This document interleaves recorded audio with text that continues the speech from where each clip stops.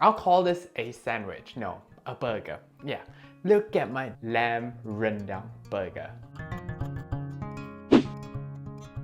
First of all, we need some baby potatoes. I always wash and peel them so that once cooked, they'll melt nicely in my mouth. Instead of cutting them into chunks like I did, I would recommend slicing them into thick round slices only because it makes assembling the burger a little easier. Next, I'm using 500 grams of lamb shoulder. For my lamb, I'm cutting them into cubes. Make sure they're not too small because they will shrink by half the size or more once cooked, and you wouldn't want to be on a rendang treasure hunt. There was once I cut them so small, but by the time they are ready, I could only taste the potatoes in my lamb rendang. Next, grab your favorite slow cooker and add the lamb in. To that, we'll be adding in a full jar of our favorite Makto's rendang chili paste. Rendang looks and tastes a bit like dried curry, but did you know it's not actually a curry? I'll tell you why in a bit, but first let's add in our potatoes and give them a good mix. Over here, I'm adding a tiny bit of water to get all the remainder rendang paste from my jar. I'm not letting any bit go to waste.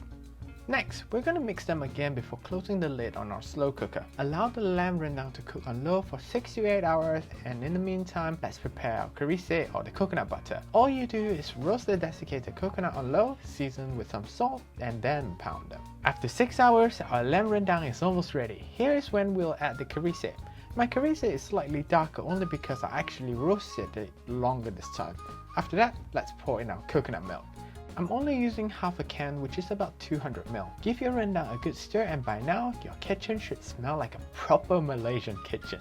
You'll be tempted to eat it right now, but trust me, the next step, which I call ultimating, will take your lamb rendang to the next level. You can do this with a slow cooker with the lid off, but this method of using a pan is way better. Oh, and remember to season it with some salt. Make sure to be ultimating on low heat and stirring it occasionally. It will usually take a further 15 to 30 minutes depending on the amount of water content that is in the rendang. I'm adding some kaffir lime leaves for an extra zesty touch. And here's my lamb rendang ready. Rendang has a standalone category in our Nusantara cuisine. They're more accurately known as a spicy stew rather than a curry. This is because you won't find fennel seeds or even curry leaves in a proper rendang.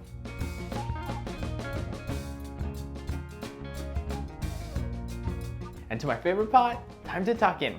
Look at my delicious and beautiful lamb rendang burger.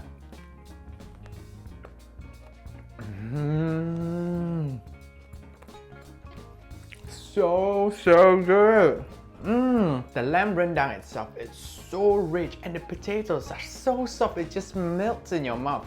Plus, the cucumber as well as the red onion give it like a nice, refreshing crunchiness to it, and it tastes just so good, guys. So that's my lamb rendang burger. I hope you enjoyed it, and if you do, please give it a thumbs up and share this with your friends.